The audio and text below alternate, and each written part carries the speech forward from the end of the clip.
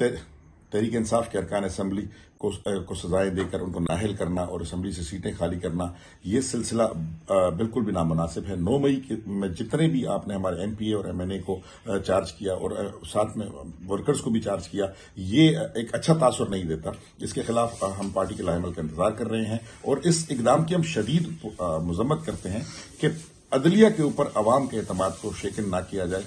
ہمیں اس بات کو ماننا ہوگا کہ عمران خان دلوں کی دھڑکن پر راج کرتے ہیں اور لوگ عمران خان کی طرف جیلیں بھی کاٹ لیں گے، مگر خدا نہ کرے یہ ایک تاثر بنتا جا رہا ہے کہ پاکستان بنانا ریپبلک بننے کی طرف جا رہا ہے۔ دوسری بات میں فیصلہ سازوں کو یہ بھی بتا دوں، آپ اس بات کو نوٹ کر لیجئے، یہ بے وقت کی آندیاں چلنا، یہ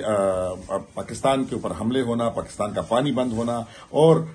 سب سے آخری بات کہ پاکستان کے اوپر نااہل بدعمل حکمرانوں کا راج، یہ اللہ کی ناراضگی کا سبب ہے۔ آپ اپنے اقدامات کو پاکستان بنانے کے لیے استعمال کریں،